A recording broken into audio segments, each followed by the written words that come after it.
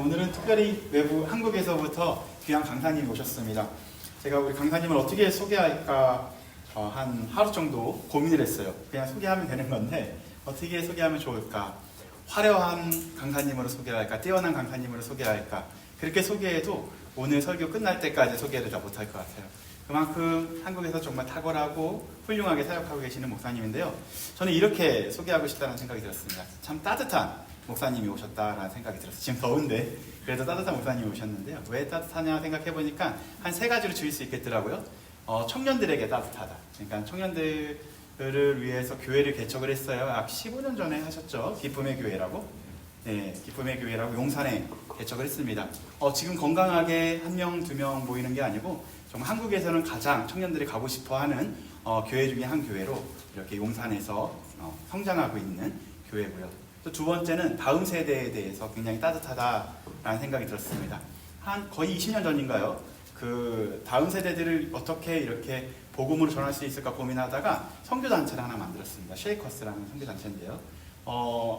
왜냐면은 그때 당시 개척교회, 그러니까 작은 교회의 학생들은 캠프를 할 수가 없었어요. 그래서 그들을 위해서 캠프를 시작하게 되었는데요. 지금은 한국에서 가장 큰 선교단체로서 성장을 해서 쉐이커스라는 선교단체가 이제 한국에서 캠프로서는 가장 유명한 선교단체입니다. 그래서 쉐이커스라는 곳을 섬기고 있는, 대표하시면 섬기고 있는 또 기쁨의 교회 담임으로 계신 이완 목사님이시고요.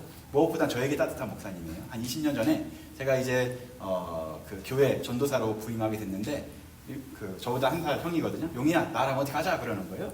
간 곳이 가산 디지털단입니다. 가서 정장 한 벌을 사주더라고요. 왜냐하면 신학생이 무슨 돈이 있었겠어요. 그래서 저에게 따뜻하게 정장 하나를 입혀서 그 정장에 반한 사람이 저희 아내. 예.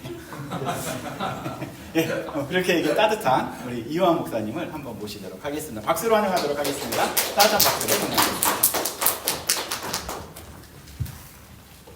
제가 이 정도로 따뜻한 사람인지는 몰랐는데 겨울에 올 걸 그랬어요. 네, 날도 더운데 따뜻한 사람이라가지고 죄송합니다.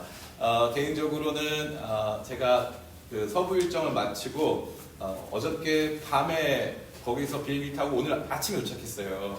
그래서 이제 굉장히 이렇게 원래는 더 잘생겼는데 오늘은 이제 제가 또 외모로서는 또 여러분에게 은혜를 못 끼칠 것 같다라는 양해의 말씀을 드리겠습니다. 오늘 그냥 말씀으로만 함께 은혜를 나눴으면 끄덕끄덕 거려주셔서 감사합니다. 우리 전우자하고 같이 인사 나눠볼까요? 자세히 보아야 예쁘다. 네. 한 번 더 같이 인사할 때 너는 아니다. 여기서 끝나면 이제 안 좋아지는 거예요. 마지막으로 같이 인사할 때 그냥 봐도 예쁘다. 네, 여러분 얼마나 예쁘고 사랑스러우신지 모르겠어요. 제가 전 세계를 정말 많이 다니면서 비행기를 몇 번 탔는지 모르겠는데 많이 다니면서 집회를 하고 뭐 사역을 하고 있는 가운데서 한국 사람들이 그렇게 예쁘더라고요. 근데 우리가 예쁜지 몰랐어. 이렇게 멋있고 잘생긴지 몰랐는데 제가 다녀보니까 한국 사람들이 제일 예쁘고 사랑스러워요. 근데 그거 우리가 모르더라고요. 근데 오늘 이 시간 뭐 찬양도 그렇고 우리 자신이 얼마나 하나님 앞에서 소중하고 또 가치 있는지를 한번 다시 발견하는 그런 시간 되기를 간절히 원합니다. 제가 우리 이용희 목사님 정말 개인적으로 너무 사랑하고 오늘 제가 여기서 이용희 목사님 일화를 말씀드리면 앞으로 목회를 못할 수 있기 때문에 제가 말씀을 안 드리겠습니다. 사모님이 긴장하실 정도로 이렇게 제가 했고 그때 그 양복 사줘서 그 양복 입고 사모님을 만났잖아요. 그래서 제가 그걸 굉장히 후회하고 있습니다. 사모님께도 심심한 또 사과의 말씀을 또 드리겠고요. 그 양복을 안 사줬었어야 되는데 그리고 제가 또 양복만 사준 건 아닙니다. 신발부터 해서 밥 여러 가지 많은 것들을 제공함으로써 지금의 이용희 목사님의 지분 중에 한 10%는 저한테 있지 않을까 라는 생각을 개인적으로 하고 있고 또 한동안 이제 제가 개척한 지 이제 15년이 아니고 10년 됐어요. 그래서 저도 청년들하고 개척해가지고 서울에서 한 200명 모이는 교회를 성장을 했는데 청년들 많이 모이는 교회고 아까 말씀하신 것처럼 새 가족이 엄청 많이 와요. 근데 최근 들어 이렇게 많이 오냐면은 제 설교를 누가 인스타에 올렸어요. 근데 거기에 설교 제목이 뭐냐면 짧게 1분짜리인데 찾아보면 나와요. 연애하러 교회 오세요. 연애하러 교회 오세요. 그게 이제 설교 중간에 여러분 어떤 모습이든지 교회 와라. 그럼 은혜 받을 수 있다.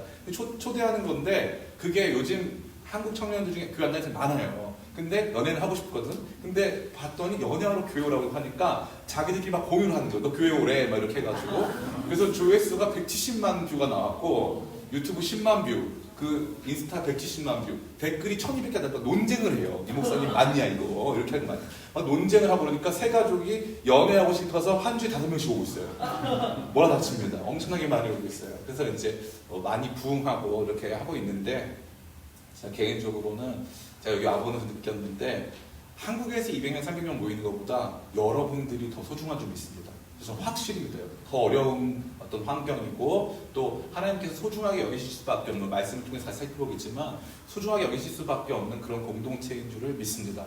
그러한 가운데 오늘 이 말씀을 통해서 저와 여러분에게 주신 진짜 축복이 뭐냐, 그거 한번 다시 한번 확인하고 가야 될 필요가 있다라는 제가 그 말씀을 좀 나누고자 합니다. 영국에서 2013년도에 마라톤 경기가 있었어요. 마라톤. 몇 명이 참여했냐면 따라해볼때 5,000명. 5,000명이 참여했어요. 영국 썬더랜드에서 있었던 마라톤인데 5,000명이 참가했어요. 근데 1등 빼고 2등부터 4,999명이 실격 처리됐어요. 실격 처리. 왠 줄 알아요? 2등 하던 1등하고 2등 격차가 좀 있었는데 2등 친구가 넘어졌어요. 넘어지고 다시 일어났는데 진행 요원이 다른 방향으로 길을 알려준 거예요. 그래서 뒤에 있던 2등부터 4,999등, 5,000등까지 사람들이 그 방향으로 뛰었는데 계산을 해보니까 마라톤은 42.195km를 뛰어야 되는데 264m가 다 부족한 거예요. 잘못 뛴 거야. 열심히 뛰었는데 그 41점 몇 미터는 뛰었어. 근데 마지막 264m를 못 뛰어가지고 4,999명을 실격 처리를 한 거예요. 실격 처리. 얼마나 억울할까요? 얼마나 억울할까요? 열심히 살았고 열심히 뛰었는데 마지막 갔더니 아니래. 그래서 그 시 당국에서, 썬더랜드 시 당국에서 어떻게 했냐면은 4,999명한테는 내년 마라톤의 회비 참가비를 25% 깎아주기로 했대요. 저 같았으면 대무합니다, 진짜. 대무합니다.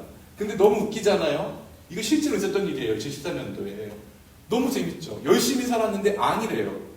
2등인데, 마라톤 5,000명 중에 2등이 잘 뛴 거잖아요. 열심히 뛰었는데 아니래요. 실격이래요. 잘못 뛰었대요. 아무것도 안 한 거래요. 2등인데 뭐 3등 준 것도 아니고 실격 처리를 해버렸다는 거죠. 난 이게 진짜인 줄 알았고 이게 성공인 줄 알았는데 이게 우리가 많이 실수하는 거예요. 특별히 뭐에서 실수하냐? 성경에서 하나님이 하나님 자녀들에게 축복을 주신다고 했으니까 우리는 그 축복과 승리가 높아지고 부자가 되고 엄청난 사람이 되는 거라고 생각하는 경우가 많다는 거죠. 말씀을 통해서 늘 그것을 얘기해요. 아브라함도 부자였고 이삭도 부자고 야곱도 부자고 힘들었지만 이겨냈고 요셉도 총리가 됐다. 그러니까 결국엔 해피엔딩이다. 그러니까 승리한 거다. 그러면 보세요. 요셉이 총리가 됐기 때문에 국무총리가 됐기 때문에 성공한 거라면 창세기는 거기서 끝나야 될 거 아니에요. 거기서 안 끝납니다. 요셉은 이 창세기 40장 41장에서 총리가 돼요. 그런데 거기서 안 끝나고 10장이 더 나와. 무려 이 창세기의 20%는 요셉이 총리가 된 다음에 등장하는 거예요. 그럼 하나님의 관심은 요셉이 총리가 되는 거에 있어요? 아니면 그 다음 얘기에 있어요? 그렇죠. 그 다음에 하나님의 관심이 있는 거예요. 여러분에게도 마찬가지예요. 잘 먹고 잘 따라니까 잘 먹고 잘 사는 거. 하나님의 기본 은혜. 네, 기본 은혜예요. 목사님, 저는 기본 은혜도 안 챙겨주십니다, 하나님이. 그러면은 그건 하나님 훈련시키시려고 하는 거예요. 훈련 단계. 그런데 하나님은 기본 은혜 다 주세요. 하나님 잘 믿고 따라가면요, 다 부자가 됩니다. 대한민국에도 마찬가지예요. 대한민국의 복음화가 가장 잘 되어 있는 지역을 꼽으라고 하면요, 다 경기도 분당, 그 다음에 서울 강남, 복음화율 1등이에요. 예수 잘 믿으면 복 받는 건 그 기본이에요. 그 기본입니다. 근데 문제는 하나님의 관심이 진짜 축복이 그게 아니었다는 거예요. 그럼 뭐가 진짜 축복이냐? 4,999명이 아닌 진짜 1등으로 들어온 사람의 진짜 축복이 무엇이냐가 오늘 말씀에 등장하고 있는 거예요. 그럼 진짜 축복이 뭔지 아세요? 따라해볼까요? 화해. 화해가 진짜 축복이에요. 화해는 관계의 회복을 말하는 거예요. 관계의 회복. 보면요, 이 창세기의 내용은 아이를 낳지 못하는 한 부부가 나중에 굉장히 많은 숫자의 가정을 이루는 얘기거든요. 근데 이 가정 안에서 어떤 일이 발생하냐면요, 야곱 때에 이르러서 가정에 큰 혼란이 생겨요. 자녀들이 태어나봤는데 엄마가 4명이야. 엄마가 4명이에요. 눈 떠봤더니 엄마가 4명이야. 친할까 안 친할까? 엄마가 달라. 그리고 텐트가 있는데 엄마들이 이 레아라고 하는 엄마랑 라헬이라고 하는 엄마, 빌하라고 하는 엄마랑 실바라고 하는 엄마가 있어요. 근데 빌하와 실바는 심지어 이 레아와 라헬의 몸종이에요. 여종이라고. 그럼 우리 엄마가 쟤네 엄마의 종이라는 거야. 그러니까 그 안에서 갈등이 엄청 심할 거 아니에요. 그러다 보니까 그 중에 제일 잘난 아들 누구예요? 요셉 아닙니까? 아빠가 제일 사랑했고. 그러니까 요셉을 시기 질투하는데 얼마나 시기 질투하냐면은 그냥 죽이자래요. 이 형제들이 그냥 아직 어린 티네이저들이 아니에요. 이 형제들이 다 큰 사람들이야. 근데 뭐가 안 된 거예요? 마음 가운데 상처가 해결이 안 돼요. 왜냐하면 우리 엄마는, 레아라고 하는 엄마는요, 얼굴이 좀 못생겼나 봐요. 그래서 아빠 사랑을 못 받았어. 그래서 이 엄마는 애를 잘라. 애를 총 7명을 낳습니다. 남자 애 6명, 딸 하나. 왜 낳는 줄 아세요? 이러면은 내 남편이 날 사랑해 주겠지. 남편 사랑에 목말라 있는 엄마가 집에 들어올 때마다 너네 아빠는 나 안 사랑해. 너네 아빠는 나랑 별로 안 친해. 이 얘기 들었던 거예요, 이 사람들은. 또 다른 엄마, 라헬이라고 하는 엄마는요, 아빠의 사랑을 받는데 애를 못 낳아. 애를 못 낳는다는 건 그 당시 그 사회에 있어서는 저주받은 사람이란 뜻이에요. 난 얼굴은 예쁘지만 저주받았어. 언니는 애를 많이 낳았잖아. 난 애를 못 낳아. 그러니까 평생 그것 때문에 스트레스를 받는 거예요. 그러니까 자녀들이 와서도 엄마가 보면은 엄마가 다른 엄마들하고 안 친하고 맨날 자기 스스로 한탄하는 모습을 보이는 거죠. 그래서 결국에 라헬은 동생을 낳다가 죽습니다. 그러니까 요셉 입장에서 봤을 때는 우리 엄마는 돌아가셨어요. 그리고 우리 엄마는 내 동생 낳다가 길에서 죽었어. 비참하죠. 안타깝죠. 다른 엄마들은 뭐예요? 다른 엄마들은 이 엄마들의 종이에요. 그러니까 이 집에서 태어난 아들은 말하고 싶지는 않지만 어쩔 수 없이 뭔가 나는 쟤네들보다 좀 못한 자녀라는 생각을 갖고 태어난 거죠. 그러니까 뭐가 심한 거예요? 집안에 갈등이 심한 거예요. 갈등이. 근데 하나님께서 오늘 이 말씀 보니까요, 무엇으로 끝납니까? 말씀의 내용이 서로 부둥켜 안고 울고 끝나는 거예요. 이 집은 믿음의 가정이에요? 믿음 없는 가정이에요? 믿음의 가정이에요. 믿음의 가정 안에서 하나님은 성공을 이루셨어요. 요셉이라고 하는 사람을 총리로 세우셔서 당대의 고대 근동지역 전체의 패권주자였던 이집트의 총리, 다시 말해서 만인 지상, 1인 지하, 한 명 밑에 있고 모든 사람 위에 군림하는 절대 권력자로 삼으셨어요. 그러면 우리의 관심이 진정한 승리가 한 사람에게 주어지는 축복이다 라고 믿는다면 요셉은 이미 승리한 거죠. 근데 창세기는 안 끝나. 왜냐하면 그건 진짜 승리가 아니니까. 언제 진짜 승리가 일어나는 거예요? 하나님이 우리 가정을, 하나님이 우리 공동체를, 하나님이 우리 사람들을, 하나님이 우리 민족을 무언가 하나님의 뜻 가운데 회복시키시고 하나 되게 할 때까지 그 이야기가 안 끝나는 거예요. 이건 뭘 보여주냐면은 나는 나의 이야기가 제일 중요하지 않은 거예요. 내가 회사 가고 직장 가고 내가 무슨 뭐 잘 되고 돈 많이 벌고 내 얘기가 중요한 것 같죠? 인간은 결코 혼자 살 수가 없어요. 여기 있는 우리 청소년들한테 물어보겠습니다. 자, 혼자 사는 거랑 무인도 가서 평생 혼자 살기 대신에 평생 장애를 얻어야 돼. 자, 뭘 선택하겠습니까? 우리 재선이 평생 혼자 살아야 돼. 죽을 때까지 혼자 살아야 돼. 근데 그렇지 않으면 장애를 얻어야 돼. 같이 살려면 장애를 얻어야 돼. 어떻게 할 거예요? 혼자 살 거예요? 아니죠. 그럼 혼자 살기 너무 힘든단 말이지. 나는 가만히 생각해보니까 인간이 같이 살아간다는 것 자체가 엄청난 일이에요. 힘들고 어려워도. 근데 하나님은 결국 뭘 하길 원하시냐? 화해하길 원하시는 거예요. 하나님은 결국 서로가 서로를 받아두고 진짜 공동체를 이루는 것을 원하신다는 거죠. 이건 정말 재밌는 거예요. 정말 재밌는 겁니다. 여러분들이 이 땅에 살아가면서 진짜 복은요, 별거 없어요. 친한 사람들, 사랑하는 사람들하고 화목하게 지내는 거예요. 부모님들에게 혹시 여러분 기회 있으면요, 전화 드리세요. 엄마 사랑해, 아빠 사랑해, 별일 없지? 싸울 일이 있어요, 없어요? 별로 없어요. 세상에 싸울 일 별로 없습니다. 근데 왜 우리는 싸우죠? 왜 우리는 고통하죠? 세상에 제일 큰 비극이 뭐예요? 전쟁하는 거 아닌가요? 전쟁하는 거? 전쟁 왜 하죠? 그거 해가지고 뭐가 좋으려고? 그거 하면 달라집니까? 그렇지 않거든요. 그럼 하나님의 진짜 관심은 뭐예요? 하나님 진짜 관심은 사랑하는 거예요. 사랑이 축복인 줄 믿습니다. 전 여러분들이 그 사랑의 축복에 대하여서 꿈꾸고 기도하고 소망하고 애쓰시기를 간절히 축복합니다. 제가 진짜 드리고자 하는 것은 두 번째부터인데, 첫 번째, 하나님께서 이렇게 갈등하고 고통하고 있었던 가족들을 하나로 만드시는 장면이 창세기의 완성인데 그 과정이 참 재밌어요. 그 과정을 어떻게 하시냐면요, 하나님 따라해볼까요? 하나님의 흩으심. 하나님을 일단 흩으세요. 그래서 주로 집을 떠나게 하십니다. 하나님이 역사를 만드실 때 나그네들을 통해서 역사를 만드세요. 나그네들, 이주민들, 이방인들이 역사의 늘 주인공이에요. 정말 재밌는 거예요. 정말 재밌습니다. 우리는 생각해요. 우리가 이 땅에 정착한 사람들이 아니니까, 이 땅 사람들이 아니니까, 이 땅에 그 메조리티가 아니니까 우리는 뭔가 더 피해받고 더 약한 사람이라고 생각하죠. 근데 하나님은 아니에요. 하나님은 어떻게 하시냐? 하나님은 이방인들을 그 땅의 주인으로 삼으세요. 우리 가운데 가나안 땅을 주신다고 약속하고 이미 살고 있는 사람들 사이에서 존경받고 그들 사이에서 뭔가를 이루게 하시는 거죠. 다만 그 시점이 조금 오래 걸려요.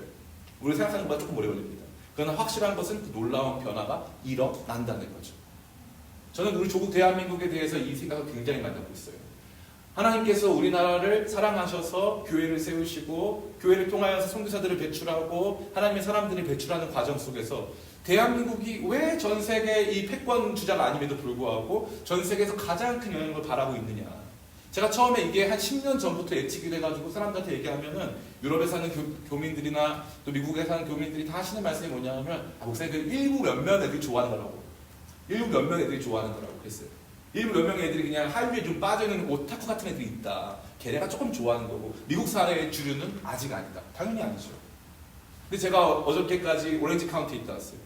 가봤더니 난리가 났어요. 어저께 무슨 뭐 케이팝 무슨 축제가 있는데 케이팝을 틀어놓고 이 노래 아는 사람 나와서 춤을 추는 거예요. 수천 명이 있어가지고 있는데 노래가 딱 뭐 매그네틱 뭐 이런 노래 있더라고요. 나왔는데 애들이 뭐 몇백 명이 뛰쳐나와가지고 다 같이 그 노래를 뭐 마그네틱 막 노래를 부르는 나 진짜 충격받았잖아요. 여러분 상상이나 할 수 있어요? 거기 가보니까 인생 4컷 가게가 있는데 제 평생 한국에서 본 것 중에 제일 커. 한국에서보다 더 커. 상상도 못했어요. 누구도. 그리고 잘 보세요. 그거를 지금 미국의 10대 아이들은 보고 크는 거예요. 그럼 걔네가 20대, 30대, 40대 이 땅의 주류가 되었을 때 걔네 머릿속에 한국은 뭐예요? 문화를 주도하는 문화 패권 국가예요.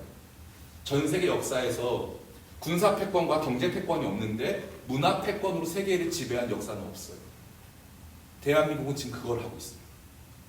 참 이상하죠. 우리는 이방인인데 아브라함은요 하나님이 너로 큰 민족을 이루겠다고 하셨는데 아브라함 생전에 큰 민족 못 이뤘어요. 내가 너 이름을 유명하게 해주겠다고 했는데 아브라함 생전에 유명한 이름 갖지 못했어요. 내가 너에게 땅을 준다고 했는데 아브라함 생전에 땅은 그의 아내를 묻었던 막벨라 굴 하나밖에 없었어요. 근데 웃긴 건 뭔지 아세요? 시간이 지나니까 하나님 말씀대로 되는 거예요. 이방인이 그 땅의 주인이에요.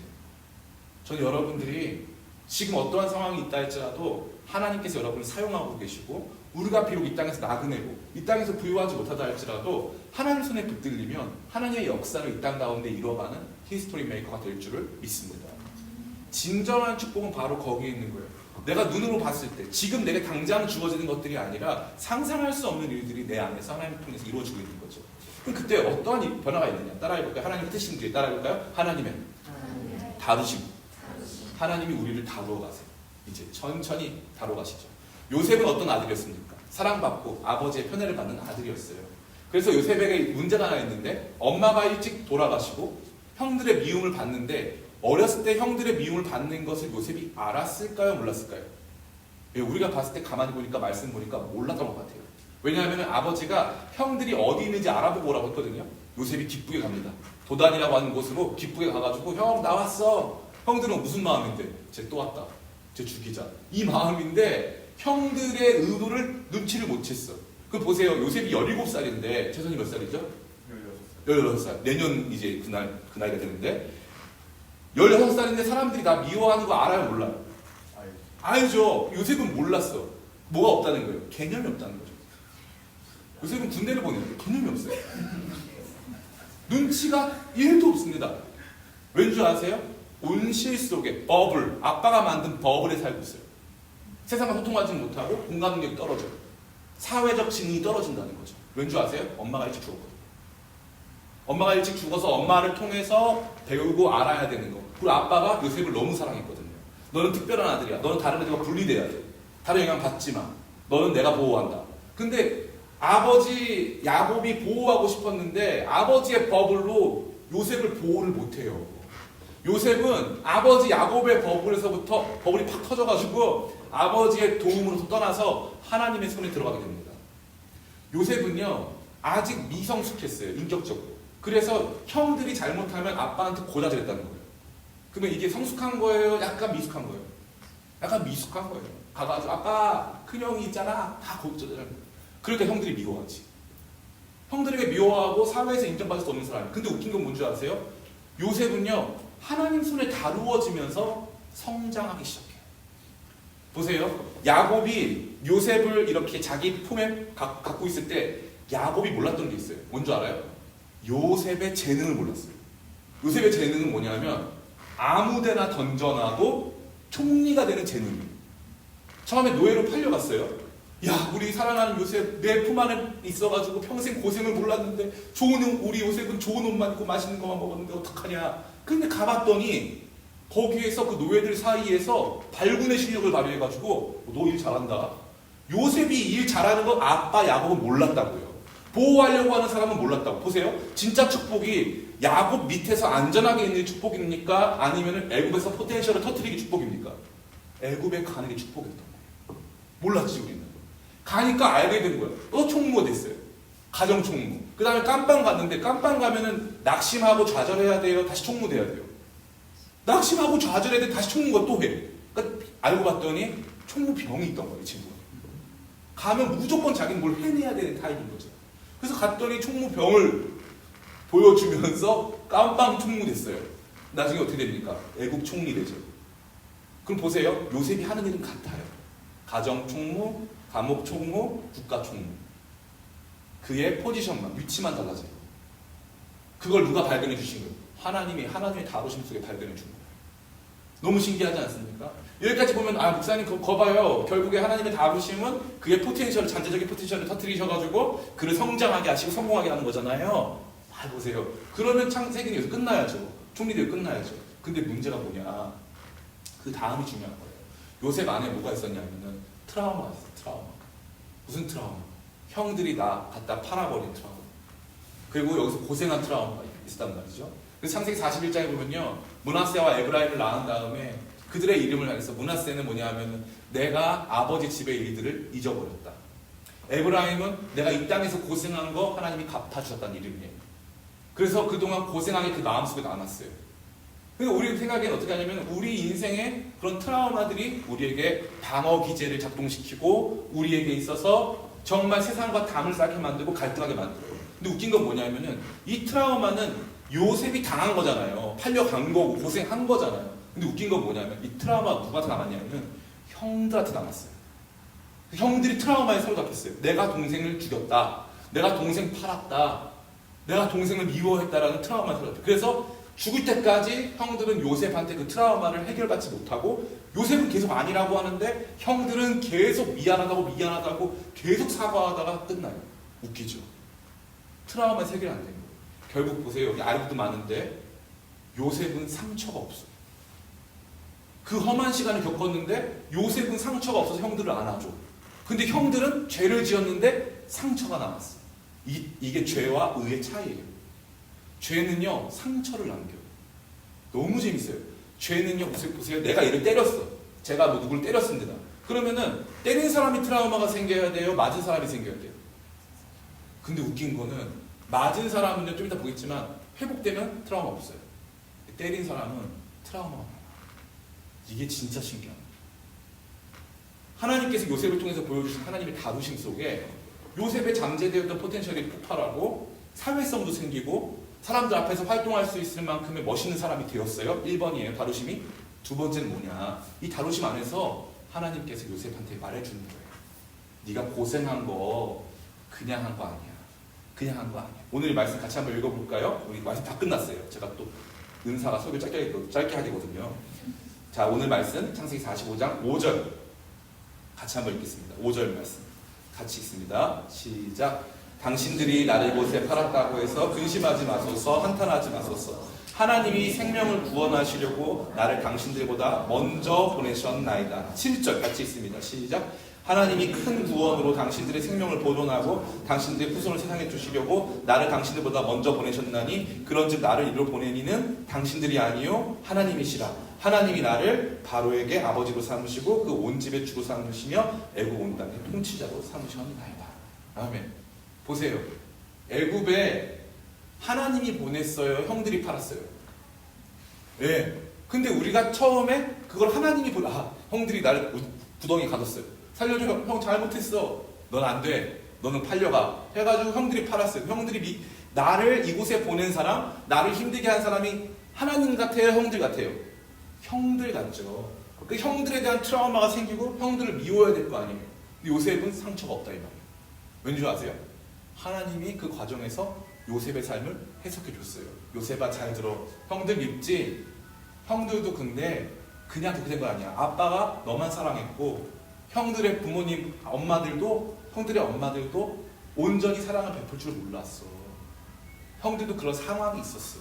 그러고 나서 해석해 보니까 요셉이 여기 온 게 결론적으로 보니까 형들이 보낸 게 아니라 하나님이 보냈네 깨닫게 된 거예요. 자기 삶을 해석한 거죠.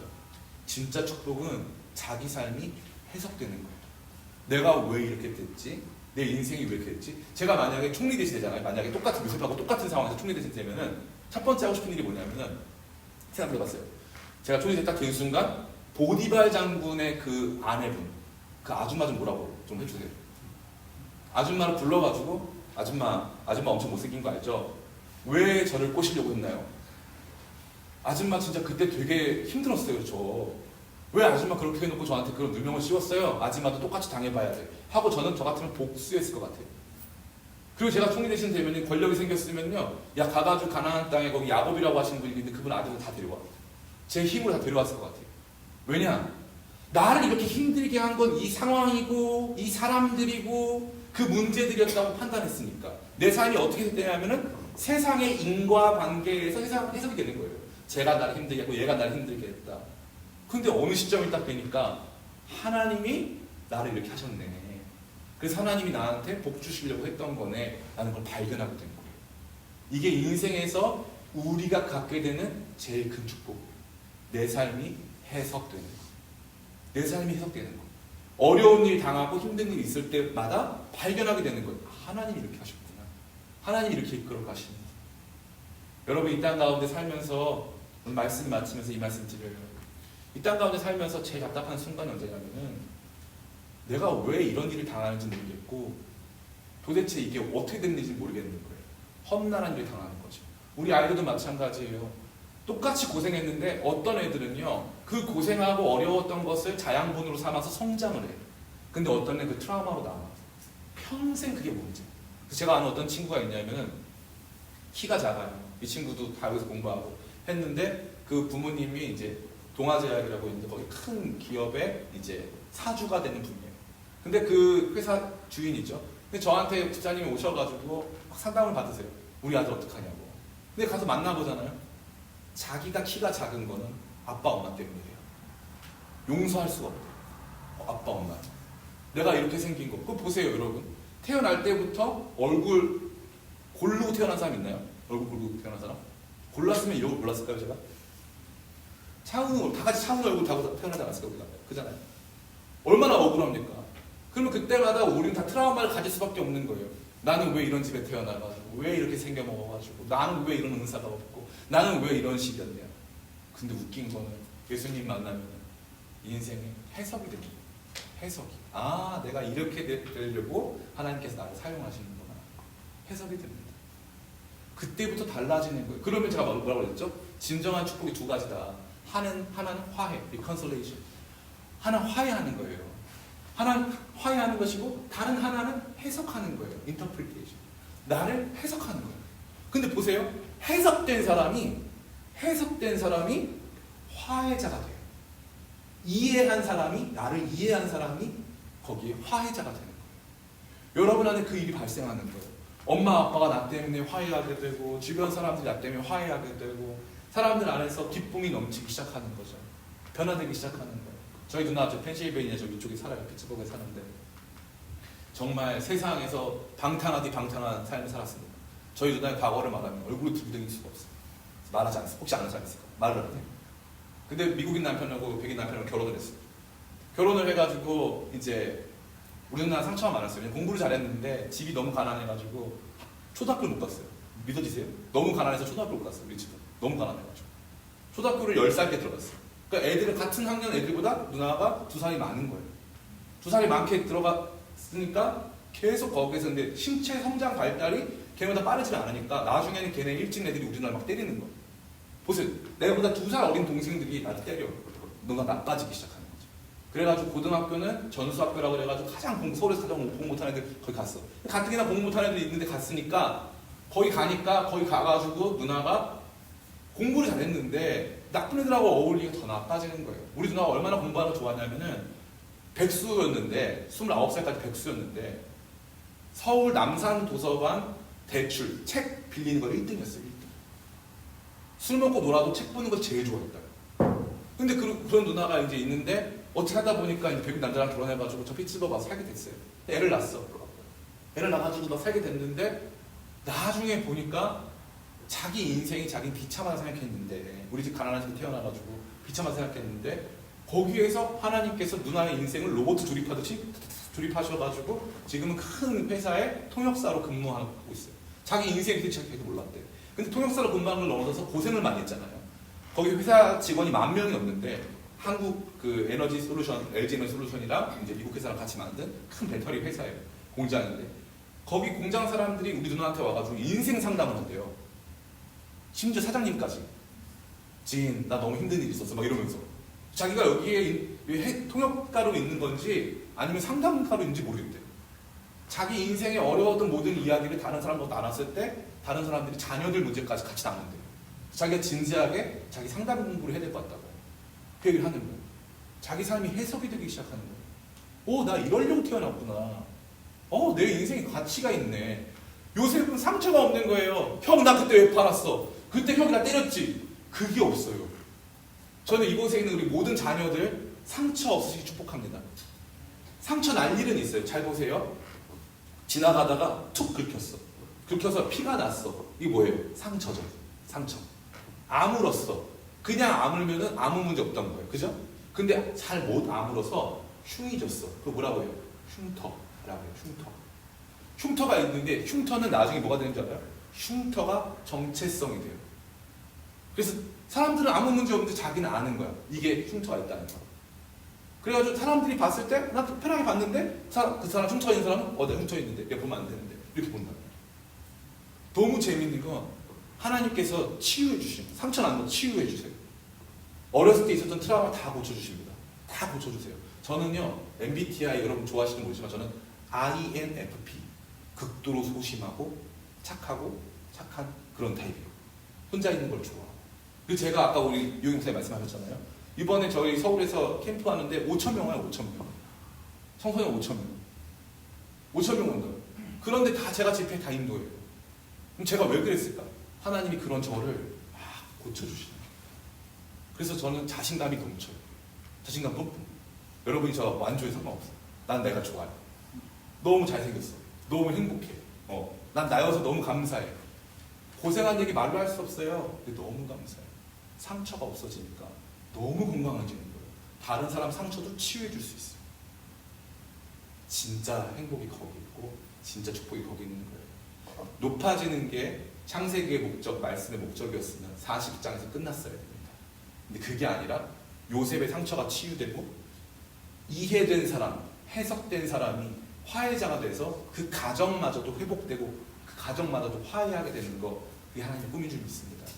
이 땅에서 잘 먹고 잘 사는 걸 넘어서서 여러분 상처와 고통과 어두움이 트라우마가 돼서 평생 여러분 괴롭히는 게 아니라 여러분 삶이 해석되고 이해되고 감사하고 기뻐하고 자신감 생기면서 여러분을 중심으로 사람들이 화해하고 평화가 임하고 사람들 가운데 다시 한번 회복이 임하는 것을 거룩하게 꿈꾸는, 그래서 하나님의 흩으심과 다루심이 결국 여러분의 삶을 해석하고 여러분을 통해 수많은 사람들을 화해케 하신다는 사실을 마음에 받아들이고 하나님의 손 안에서 멋지게 성장하여서 진짜 축복 받으시는 저와 여러분 다 되시기를 예수님의 이름으로 축원합니다. 아멘. 제가 찬양할까요? 하나님의 은혜의 손에 우리의 삶을 좀 맡겨드리면서 다시 한번 기도했으면 좋겠습니다. 특별히 우리 자녀들이 있으면 자녀들에게 좀 손을 얹으세요. 자녀들이 좀 손을 얹고, 자녀가 없으면 친구들이 손을 얹어요. 하나님께서 손 잡아, 같이 우리.